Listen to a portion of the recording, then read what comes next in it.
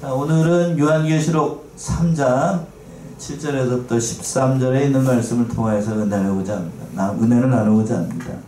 그래서 7절에 보시게 되면 그렇게 되어 있죠. 빌라델피아 교회 사제에 편지하기를 이렇게 되어 있는데, 이 말씀을 의지해서 빌라델피아 교회에 주신 말씀이라는 제목으로 주일 오전 예배 시간 은혜 나누도록 하겠습니다. 제목에서 이미 알고 계셨던 것처럼 본문의 말씀은 빌라델피아 교회에 주신 예수님의 말씀이에요. 빌라델피아 교회, 옆에 이제 제가 스크린에 올린 것처럼 서문학 교회와 더불어서 예수님께 칭찬만 들었던 교회가 빌라델피아 교회입니다. 특별히 빌라델피아 교회는 정치, 경제, 사회, 종교적으로 매우 열악한 환경 가운데 있었어요. 그러니까 우리가 믿음 생활하는 것에 비하면 정말 열악하게 그지없는 그런 환경 가운데서도 예수님을 배반하지 않았습니다. 끝까지 믿음을 잘 지켰어요. 그러므로 예수님은 그들의 믿음을 칭찬하시고 장차올 하나님의 나라에서 뭘 삼아주시겠다라고 그랬냐면 기둥을 삼아주시겠다라고 말씀하셨습니다. 이러한 빌라델피아 교회의 성도들의 믿음은 오늘날 우리들이 본받아야 될 신앙의 모범이라고 생각을 해요. 그래서 오늘은 저와 여러분들이 이 말씀을 통해서 은혜를 나누고자 합니다. 첫 번째, 7절에 있는 것처럼 거룩하고 진실하사 다윗의 열쇠를 가지신 분으로 예수님께서 나타나셨어요. 그 말씀 7절에 나옵니다. 7절 보시면 빌라델피아 교회의 사자에게 편지하기를 거룩하고 진실하사 다윗의 열쇠를 가지시니 곧 열면 닫을 사람이 없고 닫으면 열 사람이 없는 그이가 가라사대. 예, 빌라델피아 교회의 사자에게 편지하기를 이렇게 시작을 하고 있는데, 빌라델피아라고 하는 그 이름의 뜻은 형제의 또는 형제사랑이라는 뜻을 가지고 있어요. 그러니까 여기에서 보게 되면 여기가 지금으로 말하면 터키 지방입니다. 터키, 그치요? 예, 그림에서 보는 것처럼 그때 당시에는 소아시아, 로마의 그 식민지 아래에 있었던 소아시아 지역에 있었는데 사대에서 동쪽으로 약 42km 되는 그 지점에 있어요. 그치요? 중앙쯤에 있죠? 보이시죠? 빌라델피아 교회. 사방으로 정 가운데 있었던 교회가 이 빌라델피아 교회였습니다. 그래서 교통의 여지였고 굉장히 전략적으로도 정치적으로 군사적으로도 중요한 곳이 바로 이곳이었습니다. 그래서 무역이 발달하고 상업이 발달했고, 그리고 이제 여기에서 주로 났던 것이 포도가 많이 자배가 됐대요.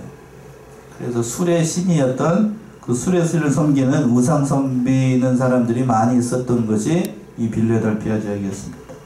또 여기에는 지진이 많이 일어났습니다. 지금 터키도 지진이 많이 일어나잖아요. 그때 당시에도 지진이 많이 일어나가지고 어려움을 겪었던 곳이 바로 이 빌라델피아였습니다. 그러니까 AD 17년, 그 얼마 안 됐을 때죠. 2000년 예수님이 이제 저기 하시고 난 다음에 그때도 큰 지진이 일어나가지고 도시가 잿더미로 될 정도로 큰 피해를 입었던 것이 바로 이 빌라델피아 지역이었습니다.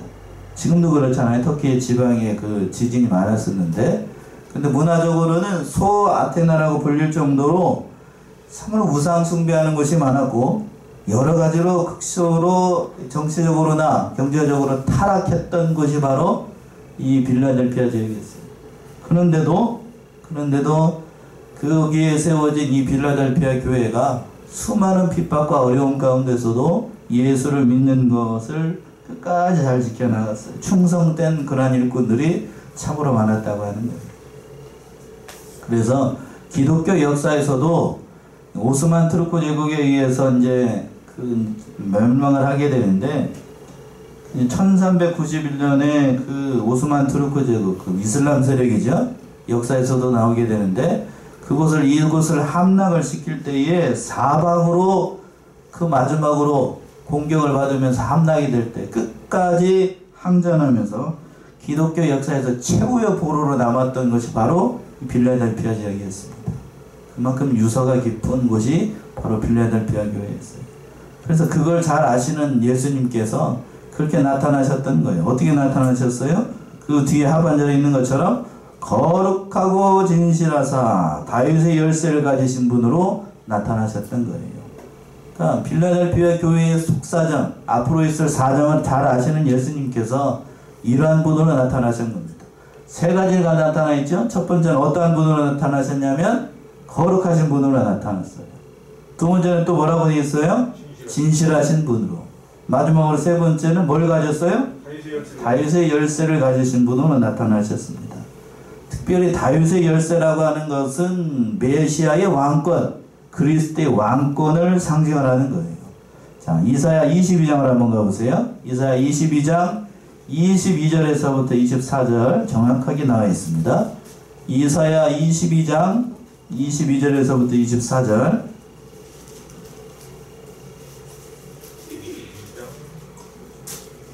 (22절에서부터) 24절 이사야. 내가 또 다윗의 집의 열쇠를 그 어깨에 두리니 그가 열면 닫을 자가 없고 닫으면 열 자가 없으리라. 옷이 단단한 곳에 박힌같이 그를 경고케 하리니 그가 그 아비 집의 영광의 보좌가 될 것이요 그 아비 집의 모든 영광이 그 위에 걸리리니 그 후손과 족속되는 각 작은 그릇 곧 종지로부터 항아리까지라. 예, 22절에서 그랬지요. 내가 또 무슨 집의 열쇠? 다윗의 집의 열쇠를 그의 어깨에 두리니 그가 열면 닫을 자가 없겠고 닫으면 열 자가 없을 것이다. 메시아에 대해서 이미 예언을 했었는데 그러한 주님으로 여기에서도 빌라델피아 교회에 그러한 주님으로 나타나셨던 겁니다. 예수님께서 다윗의 열쇠를 가졌다고 하는 것은 전무후무한 절대적인 권세와 능력을 가지고 하나님의 나라를 통치하는 것을 나타내는 겁니다. 다시 말하면 예수 그리스도께서 장래의 모든 하나님의 나라를 다스리실 주권자라는 얘기입니다. 그러니까 곧 열면 닫을 사람이 없고 닫으면 열 사람이 없는 그이. 그러니까 예수님께서 그러한 절대적인 주권을 가지고 그 모든 일들을 다 주관하시고 지금도 마찬가지죠. 예수님께서 그 모든 일을 다 주관하시는 것을 말씀하시는 거예요. 진정으로 그래요. 교회의 모든 일들도 하나님께서 열어주셔야 되고 하나님께서 열어주시지 않으면 아무리 인간이 노력을 한다라고 해도 그게 이루어지지 않습니다. 그러니까 믿음으로 나가는 저와 여러분들은 그러니까 하나님께서 문을 열어주셔야 되는 거예요. 교회의 모든 일을 다 하나님께서 하시는 거죠. 그러니까 성도들이 날마다 하나님께서 우리의 길을 인도하시고 하나님께서 우리를 돌보신다는 것을 깨닫고 하나님만 바라보고 나아가야 됩니다. 그러니까 이 세상에 있는 모든 일들이 다 우연히 이루어진 게 아니고 절대적인 권세를 가지고 계신 그리스도께서 그 다윗의 열쇠라고 그랬잖아요. 바로 그러한 열쇠를 가지신 주님께서 우리를 주장하시고 우리의 모든 것을 다스리신다는 것을 깨닫고 그 예수님 바라보며 우리에게 닥치고 있는 모든 어려운 현실들을 그 예수님 바라보면서 믿음으로 이겨나가야 되겠습니다. 두 번째는 8절과 11절에 있는 것처럼 빌라델피아 교회에 주신 말씀이 칭찬이라고 했는데 가장 중요한 칭찬이 뭐냐면 8절과 11절에 있는 것처럼 적은 능력을 가지고도 말씀을 지키는 것을 칭찬을 하셨던 거예요. 큰 능력 아니에요. 8절에 보세요. 8절. 볼지어다 내가 네 앞에 열린 문을 두었으되 능히 닫을 사람이 없으리라. 내가 네 행위를 아노니 네가 적은 능력을 가지고도 내 말을 지키며 내 이름을 배반치 아니하였더라. 예. 볼지어다 내가 내 앞에 무슨 문을 열어뒀다고요? 열린 문을 두었으되 능히 닫을 사람이 없으리라. 예수님께서 여기서 보기는 첫 번째 문을 열어줬다라고 얘기하는데 어떠한 문을 열어줬을까? 이병기 목사님도 그렇고 제가 어제 말씀을 준비하면서 보니까 여러 가지 문이 열려 있을 것이다 이렇게 얘기를 했는데 가장 중요한 문을 뭘까? 신령한 하늘의 구원의 문이에요. 구원의 문. 하늘의 구원의 문. 그게 열려야 교회가 되는 거예요. 다른 것이 다 열려 있다라고 해도 구원의 문이 열려 있지 않으면 그건 꽝이죠? 그죠? 세상에서 형통하고 복받고 세상 사람처럼 잘 되고 형통하다 할지라도 그 사람이 죽은 다음에 가는 곳이 쉽게 얘기해서 지옥이다. 그럼 그 사람이 잘 된 거예요? 잘 된 거예요? 근데 오늘날에는 그게 잘 됐다고 생각하는 사람들이 많죠? 그게 아니에요. 그게 아닙니다. 이 문을 열어뒀다는 얘기는 그 신령한 하늘의 문이 열려서 이 세상에서 뿐만 아니라 장차올 하나님의 나라에서도 하나님으로 인해서 살아갈 그러한 소망이 열렸다는 얘기예요. 그 얘기를 지금 얘기하고 있는 겁니다. 하늘의 문이 열려야 우리가 기도할 때에도 하나님의 은혜를 받을 수 있고, 저와 여러분이 지금 이 시간 예배 드리고 있는데 하늘의 문이 열려 있어야 예배 드리는 것도 누가 받으셔요? 하나님이 받으십니다. 그 문이 열려 있다는 얘기예요. 그러니까 그 하나님 앞에 그 모든 일들이 문이 열려 있도록 하나님께서 이렇게 예수님께서 말씀을 하셨던 겁니다. 그러니까 세상적으로 아무리 잘 되고 세상적으로 복받고 했다라고 해도 육신적으로 아무리 좋은 환경 가운데 있다 할지라도 하늘의 문이 닫혀가지고 영적으로 깜깜한 상태에 있다라고 하면 그 사람은 복받은 게 아니에요. 진실로 우리가 이 사실을 바로 깨달아야 됩니다. 사람과 동물의 차이, 전에도 한번 말씀을 드렸지만 동물은 배가 부르기만 하면 됩니다. 맞지요? 아니에요? 등 따시고 배 부르고 그렇게만 하면 그건 동물은 만족합니다. 사람도 등 따시고 배만 부르면 좋다라고 생각하는 건 그건 뭐라고요? 동물이나 똑같은 거예요. 예수 믿으면서 우리가 복받기만 바라고 등 따시고 평강의 길만 걸어가기를 원한다라고 하면 여러분들이 예수 믿는 사람이 아니고 예수 믿는 뭐가 되기를 원하는 거예요? 집에서 키우는 가축이 되기를 원하는 거예요. 그건 하나님이 원하시는 바가 아닙니다. 하나님이 원하시는 바가 아니에요. 우리가 이 사실을 알아야 됩니다. 오늘 본문의 말씀에 등장하고 있는 빌라델피아 교회가 그런 어려운 환경 가운데서도 믿음을 잘 지켰어요. 그래서 하나님께서 문을 열어주시고 그 다음 절에 나와 있잖아요. 뭐라고 얘기를 했냐면 내가 네 행위를 아노니, 그러면서 뭐라고 그랬어요? 내가 적은 능력을 가지고도 내 말을 지키며 내 이름을 배반치 아니하였도다. 적은 능력이라고 하는 것은 인간이 내가 하나님 앞에서 할 수 있는 모든 힘을 다 했다는 얘기입니다. 다 했다는 얘기입니다. 자기에게 있는 힘이 적을지라도 그 모든 능력을 다 기울여서 하나님의 말씀을 지키려고 애를 쓰고 예수님을 믿는 도를 잘 하려고 애를 쓰는 것, 그때 하나님께서 이 문을 열어주시는 거예요. 이것은 마치 그거와 같습니다. 마가복음에 보게 되면 가난한 과부가 헌금을 드릴 때에 2렙돈을 드렸죠. 자기의 모든 능력을 들여서 하나님을 섬기는 것, 그거를 예수님은 기뻐하셨던 거예요. 한번 찾아봅시다. 마가복음 12장 41절에서부터 44절, 마가복음 12장 41절에서부터 44절, 마가복음 12장 41절에서부터 44절. 예수께서 연복궤를 대하여 앉으사 무리의 연복궤에 돈 넣는 것을 보실 때 여러 부자는 많이 넣는데 한 가난한 과부는 와서 2렙돈 곧 한 고락들을 넣는지라. 예수께서 제자들을 불러다가 이르시되 내가 진실로 너희에게 이르노니 이 가난한 과부는 연복궤에 넣는 모든 사람보다 많이 넣었도다. 저희는 다 그 풍족한 중에서 넣었거니와 이 과부는 그 부찬 중에서 자기 모든 소유 곧 생활비 전부를 넣었느니라 하였더라. 예. 예수님께서는 이 가난한 과부가 2렙돈 한 고드란트를 넣은 것을 보시고 다른 모든 사람보다도 가장 많이 성금했다라고 얘기를 했습니다. 예수님은 양을 보시는 게 아니라 어디를 보신 거냐면 중심을 보신 거예요. 중심을. 그러니까 예수님은 많은 걸 가지고 방종하면서 의시되면서 하는 걸 예수님은 좋아하시지 않아요. 그 사람의 마음이, 그 사람의 중심이 누구를 향해 있는가? 하나님을 향해 있는가? 아니면 세상을 향해 있는가? 이걸 보시는 거예요. 그러니까 오늘 본문의 말씀에 나와 있는 빌라델피아 교회에 있었던 성도들이 자기에게 있는 그 적은 능력을 다 기울여서 하나님의 말씀 한마디 말씀을 지키려고 애를 썼던 것, 그걸 예수님께서 다 아셨어요. 그랬죠. 중간절에서 그랬습니다. 내가 네 행위를 어떻게 하노니? 아노니. 아셔요. 압니다. 알아요. 모르는 게 아니에요. 여러분이 예배 드릴 때 어떠한 심정으로 예배를 드리고 있고 어떠한 자세로 예배를 드리고 있는지 예수님이 알까요? 모를까요? 알아요. 아십니다. 알아요. 모르시지 않아요. 알고 계십니다. 그러면서 어려운 현실 가운데서도 그 모든 현실을 다 이겨나가고 말씀을 지킨다는 사실을 저는 몰라도 예수님은 알아주셔요. 하나님은 알아주십니다. 하나님은 알아주셔요. 그러면서 뭐라고 그랬냐면 하반절에서 보시면 내 이름을 어떻게 하지 아니하였도다 배반치 아니하였도다. 배반이라는 게 어떤 게 배반이죠? 어떤 게 배반이에요?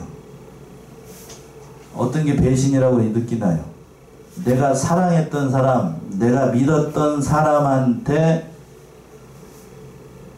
믿었던 사람이 나를 모른다고 얘기를 할 때 그걸 뭐라고 그러죠? 배반이라고 얘기를 합니다. 부부 사이에서 그런 경우도 많이 나타나고 또 자식과 부모 사이에서 그런 일이 많이 일어나죠. 가장 신뢰했던 사람한테 믿음의 이 모든 행위를 잃어버렸을 때 그걸 뭐라고 얘기를 하냐면 배반이라고 얘기를 해요. 지나다니는 사람이 나에게 욕하고 욕하는 건 그건 그러려니 개가 짖는다보다 할 수 있겠지만 그러나 내가 가장 사랑했던 사람이 나를 모른다고 부인할 때 그건 뭐라고 얘기를 하냐면 배반이라고 얘기합니다. 그러니까 여기서 내 이름을 배반하지 않았다는 얘기는 이 사람들이 처음에 예수를 믿었던 그 예수를 믿었다고 하는 그것을 끝까지 어떻게 했다는 얘기예요? 지켰다는 얘기입니다. 끝까지 지켰어요. 그걸 보시는 거예요. 오늘날 교회를 보게 되면 그렇습니다. 큰 교회들 많아요. 한국에도 큰 교회들이 많죠? 큰 교회들이 많아요. 교세가 크고 경제적인 규모들이 큰 교회들이 많이 있어요. 그러나 그들 모두가 다 예수님으로부터 칭찬을 받을까? 그럴까요? 여러분들 어떻게 생각하세요? 대한민국의 세계에서 제일 큰 교회라고 자부하고 있는 그 어느 교회 있어요. 실명을 얘기하기가 어려우니까 그 교회들. 또 오늘날 한다 하는 모든 큰 교회들 보게 되면 과연 하나님께서 그 모든 일들을 봤을 때에 칭찬하실 것인가? 글쎄 옳시다예요. 글쎄 옳시다. 글쎄 옳시다. 제가 일일이 다 얘기하지 않아도 다 아시겠지만 아버지가 했던 교회를 아들에게 물려줍니다. 물려주는 과정에서 보게 되면 제대로 된 그런 거를 하지 않고 이상한 정치적인 방법을 써가지고 그게 뭔 권력이라고 그걸 물려주면서 그 수많은 성도들의 가슴을 아프게 하고 교회가 짜겨지게 만들고 그런 교회들 여러분들이 더 뉴스를 통해서 더 많이 들었잖아요. 그것도 윤리적으로 어려운 경우도 있고 그런 현실들 가운데 있는 교회들이 얼마나 많은지 몰라요. 재정적으로 투명하지 않게 해가지고 목사하고 장로하고 막 그 재산 싸움하면서 막 난리가 나고 세상보다도 더한 곳이 바로 오늘날의 교회의 현실이에요. 그 아무리 교회가 크고 의리의리한 건물을 가지고 있다라고 해서 예수님께서 그걸 좋아하실까? 그거 좋아하지 않아요. 오늘 본문의 말씀에서 등장하고 있잖아요. 무슨 능력을 가지고? 적은 능력을 가지고. 우리 교회는 큰 교회예요. 그죠? 큰 교회입니다. 반어법이죠? 그러나 교회의 규모가 크다, 교회의 규모가 작다 이게 중요한 게 아니라 나에게 있는 예수님 보시는 거는 나에게 있는 무슨 능력이요? 큰 능력? 절만의 말씀이에요. 적은 능력을 보셔요. 그걸 누구를 위해서 사용을 하는가? 규모나 이익을 하나님께서 보시는 게 아니에요. 이것을 바라보면서 참으로 이 능력을 가지고 모든 섬김에 있어서 본이 되는가? 또 성도를 사랑함에 있어서 본이 되는가? 모든 일을 하면서 과연 본이 되는가? 예수님은 그걸 보시는 거예요. 그걸 보시는 거예요.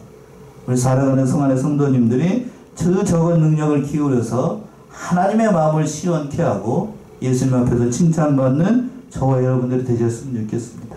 9절의 말씀에서 또 이렇게 얘기하고 있습니다. 9절이요.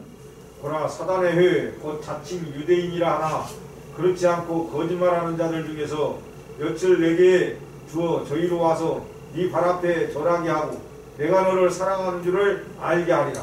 예, 9절 이렇게 얘기하고 있습니다. 잘 보셔요. 보라, 사단의 왜 곧 무슨 유대인이라고요? 자칭 유대인. 자칭 유대인이라고 하는 얘기는 하나님께서는 인정한 바 없는데 스스로 뭐라고 생각하는 사람. 예수 잘 믿는다고 생각하는 사람. 자칭 유대인이에요. 자, 오늘날에도 이런 사람들이 있을까요? 없을까요? 예, 많아요.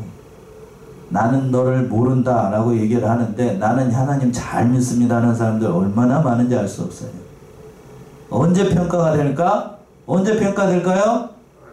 하나님 앞에 쓸 때 다 평가가 돼요. 다 평가가 됩니다. 그런데 이렇게 진리에게 탈선한 사람들을 거짓말하고 비방하면서 믿는 자들, 잘 믿는 사람들을 비판하고 비방하고 또 어려움을 줄 때가 있어요. 그러나 그 사람들의 어려운 현실 가운데서도 믿음을 끝까지 지키니까 예수님께서 어떻게 해주신다라고 약속하고 있냐면 뒤에 보세요. 내 그 거짓말하는 자들 몇을 내게 주어서 저희로 와서 네 발 앞에 뭐하게 하고 절하게 하고 내가 너를 사랑하는 줄을 알게 하리라. 그러니까 자칭 유대인들이 너를 핍박하고 있는데 그 자칭 유대인들 몇몇을 와가지고 네 발 앞에 무릎 꿇게 하고 과연 하나님이 너를 사랑하시는구나 하는 그 사실을 그 사람의 입을 통해서 하게끔 하겠다는 거예요. 그러니까 궁극적인 승리를 얘기를 하는 거죠. 나를 못살게 굴었던, 쉽게 얘기하면 이런 겁니다. 이런 사람들 예전에는 많았었는데 시어머니, 시부모, 남편이 믿는 저기 일을 방해하는 사람들이 많아요. 그렇죠? 그리고 어렵게 만들고 괴롭게 만드는 현실이 많았었는데 그 사람의 입술을 통하여서 네가 믿는 하나님이 무슨 하나님이다? 진짜다. 그렇게 고백하게끔 한다고요. 결국에는 승리하게끔 만든다. 약속하신 말씀이 그 말씀이에요. 그 말씀. 그러니까 이것을 약속하신 것. 당신이 믿는 하나님이 진짜입니다. 그러니까 우리가 끝까지 믿음 잘 지키면 하나님께서 이렇게 해주신다는 얘기예요. 또 10절 보시면 또 뭐라고 얘기하고 있나요? 10절이요? 네가 나의 인내의 말씀을 지켰은즉 내가 또한 너를 지키어 시험의 때를 면하게 하리니 이는 장차 온 세상에 임하여 땅에 거하는 자들을 시험할 때라. 예, 내가 나의 인내의 말씀을 지켰은즉. 필라델피아 교회, 예수님께서 보실 때에 그 모든 인내의 말씀을 잘 지켰던 교회가 필라델피아 교회였습니다. 기독교인들에게 중요한 덕목 가운데 하나가 인내입니다. 인내. 참는 거죠. 그래서 사랑을 정의를 할 때 사랑장에서 사도 바울이 얘기를 할 때 그렇게 얘기를 했습니다. 사랑은 어떻게 참고? 저만 성경을 아는가? 사랑은 어떻게 참고? 오래 참는다고 그랬어요. 사랑은 오래 참아요. 오래 참아야 돼요. 그 말씀처럼 오늘 본문의 말씀 10절에 있는 것처럼 네가 나의 인내의 말씀을 지켰은즉 내가 또한 너를 지켜 시험의 때를 어떻게 하리라? 면하게 하리고. 장차 올 그 하나님의 땅 임하게 되는 그 모든 시험의 때에서 그 모든 일들을 건져주겠다고 약속하고 있어요. 그러니까 하나님의 말씀을 지키는 자에게 하나님께서 이 모든 일들을 주겠다라고 약속하고 있고. 마지막 11절 보시면 11절이요. 내가 속히 이 말이니 네가 가진 것을 굳게 잡아 아무나 네 면류관을 빼앗지 못하게 하라. 예, 내가 속히 오리니 내가 가진 것을 굳게 잡아 아무나 네 면류관을 빼앗지 못하게 하라. 내가 가진 것을 굳게 잡으라는 얘기는 여기서 내가 가진 것이라고 얘기하는 건 앞에 8절에서 얘기하고 있는 무슨 능력일까요? 적은 능력이에요. 적은 능력. 그 적은 능력을 굳게 잡아서 하나님의 말씀을 잘 지키고 나아가고 주님의 말씀을 배반하지 아니하면 뭐를 빼앗기지 않는다라고 약속하고 있어요? 무슨 관이요? 무슨 관? 면류관을 빼앗기지 않겠다라고 하나님께서 상급으로 갚아주실 것을 약속하고 있는 그런 말씀이에요. 그리고 마지막으로 세 번째는 12절과 13절에 있는 것처럼 참 중요한 본문의 말씀인 것 같은데 이기는 자에게는 하나님의 성전에서 뭐를 삼아주시겠다라고 써고 있냐면 기둥이 되게 하겠다 약속하고 있습니다. 그 말씀이 12절과 13절에 있네요. 12, 13 이기는 자는 내 하나님 성전에 기둥이 되게 하리니 그가 결코 다시 나가지 아니하리라. 내가 하나님의 이름과 하나님의 성 곧 하늘에서 내 하나님께로부터 내려오는 새 예루살렘의 이름과 나의 새 이름을 그의 위에 기록하리라. 귀 있는 자는 성령이 교회들에게 하시는 말씀을 들을지어다. 예. 자, 필라델피아 교회에게 약속하고 있는 마지막 말씀이 뭐냐 하면, 자, 12절에서 시작을 할 때, 이기는 자는 내 하나님의 성전에 뭐가 되게 하리니? 기둥이 되게 하리니. 내 하나님의 성전에서 기둥이 되게 한다는 얘기는 하나님의 성전에서 가장 요긴한 자리에 너를 사용하겠다, 너를 있게 하겠다는 얘기예요. 기둥. 참 좋잖아요. 이런 기둥은 바로 필라델피아 교회의 그 초라한 현실하고는 너무나도 대조가 되는 겁니다. 지금은 믿음 생활하기 어렵고, 지금은 고난이고, 지금은 십자가가 예비되어 있지만, 장차 올 하나님의 나라에서는 기둥과 같이 여기는 그러한 자로 내가 삼아주겠다는 얘기예요. 얼마나 귀한 말씀이에요. 그러니까 우리에게 닥치고 있는 이 어려운 현실들 잘 이겨나가게 되면 뭔 기둥으로 삼아주신다고요? 하나님 나라의 기둥으로 삼아주십니다. 우리가 여기에 이 자리에 지금은 우리가 이 어려운 현실 가운데 있지만, 그러나 하나님께서 이 모든 능력을 다 기울여 가지고 적은 능력을 기울여서 하나님의 교회를 세워나가면 장차 올 하나님의 나라에서는 그 기둥과 같이 여겨진다는 얘기입니다. 얼마나 귀한 말씀이에요. 얼마나 귀한 말씀. 계시록 한번 가봅시다. 계시록 21장 6절에서부터 7절. 여기는 이렇게 얘기하고 있어요. 요한계시록 21장 6절과 7절.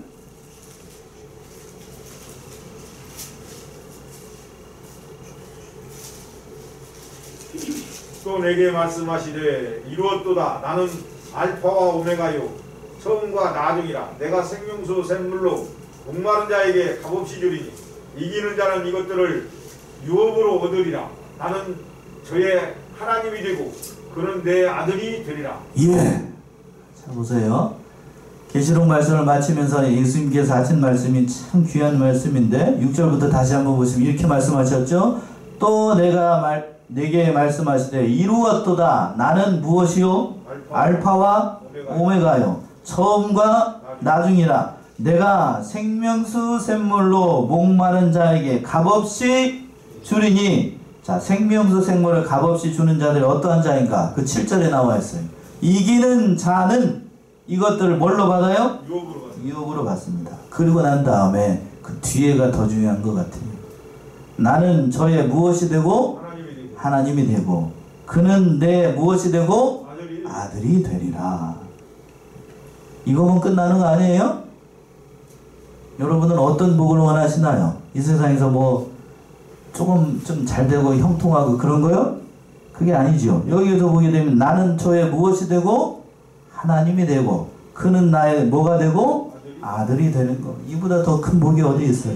그러고 난 다음에 오늘 본문의 말씀에서 돌아오게 되면 12절에서 보시면 그 사람에게 뭐를 기록하겠다라고 얘기를 하고 있냐면 이름을 기록하겠다고 약속하고 있어요. 12절 하반절에서 그랬죠. 내가 하나님의 이름과 하나님의 성 곧 하늘에서 내 하나님께로부터 내려오는 새 예루살렘의 이름과 나의 새 이름을 누구 위에 기록하리라? 그 위에 기록하리라. 그 사람에게 기록하겠다는 얘기예요. 그러니까 기둥으로 세워졌는데 거기에다가 이 사람이 아무개입니다 라는 사실을 거기에다가 이름을 딱 쓰겠다는 얘기입니다. 그러면 이름을 딱 보는 순간 천국에서 기둥을 딱 보는 순간 그게 누군지를 다 알까요? 모를까요? 몰라요? 다 이름 다 써있는데 다 알아요. 다 알아. 이 사람이 어떻게 했습니다. 여러분들이 요즘에는 그렇게 다 안 하시는데 저 동네에 가게 되면 좀 하시는 분들 권세 이렇게 좀 있으신 분들이 돌아가시게 되면 비석을 세웁니다. 그쵸? 비석을 세워가지고 무슨 자손 몇 대손 해가지고 뭘 했다는 걸 이렇게 다 비석으로 쓰잖아요. 그건 이 세상에 남아있지만 그러나 하나님의 나라에 그 기둥에 이름이 써지게 되면 그것이 영원토록 남겠죠. 영원토록 남아요. 특별히 근데 오늘 본문의 말씀에서 보게 되면 그 기둥에다 이름을 쓰는데 세 가지 이름을 쓰겠다라고 약속하고 있죠? 세 가지 이름. 첫 번째는 누구의 이름을 쓴다고 했어요? 하나님의 이름. 내가 하나님의 이름과, 그렇죠? 무슨 이름을 쓴다고요? 하나님의 이름을 써요. 이름이라고 하는 것은 인격을 상징하는데 그 사람이 하나님과 더불어서 어떻게 신앙생활을 어떻게 닮아왔는가를 그 사람을 통해서 이름을 쓰겠다는 거예요. 하나님의 이름을 쓴다는 거고, 두 번째는 또 뭐라고 그랬어요? 새 예루살렘의 이름으로 쓴다는 겁니다. 하나님의 나라가 새롭게 이루어져서 그 사람을 통해서 이루어진 모든 심령과 인격과 그 모든 것들을 그 새 예루살렘의 이름을 쓰겠다는 얘기고, 마지막으로 세 번째는 무슨 이름을 써요? 나의 새 이름을 써요. 나의 새 이름. 누구의 이름이죠? 예수님의 이름이죠. 예수님의 이름으로 이걸 기록하겠다는 얘기입니다. 그러니까 하나님의 이름으로 기록하고 새 예루살렘의 이름으로 기록하고 예수님의 이름으로 기록을 하니까 이 사실은 변함이 있을까요? 없을까요? 변함이 없어요. 변함이 없습니다. 그러니까 적은 능력을 기록해가지고 그 모든 일들을 다 하게 되면 하나님께서 이렇게 삼아주시겠다고요. 그러면서 뭐라고 얘기를 했냐면, 거기서 보게 되면 중반절에서 이렇게 얘기를 했어요. 이기는 자는 내 하나님의 성전의 기둥이 되게 하리니 그가 결코 다시 뭐하지 아니하리라? 나가지 아니하리라. 기둥으로 세워놨으니 결코 요동하거나 어려움 당하거나 흔들리거나 괴로운 일을 만나거나 그러한 가운데 빠지지 않고 만고불변을 터나지도 변함없이 하나님과 더불어서 믿음 생활하게 될 것이다 하는 것을 약속한 그러한 본문의 말씀이에요. 오늘 이 말씀, 필라델피아 교회에 신 그 하나님의 말씀이 참으로 우리에게 여러 가지로 도전을 주는 것 같아요. 필라델피아 교회, 여러 가지로 어려운 환경이 있었습니다. 그러나 그 어려운 환경 가운데서도 무슨 능력을 발휘해서요? 적은 능력을 발휘해서 하나님의 말씀을 잘 지키고 예수님을 끝까지 배반하지 않으니까 예수님께서 칭찬하셨고, 그리고 마지막에는 하나님의 성전에서 뭘 세워주시겠다고요? 기둥으로 세워주시고 그 기둥에다 뭘 써요? 새 이름을 씁니다. 새 이름이라는 것은 세 가지 이름이에요. 세 가지 이름을 기록하겠다고 약속했어요.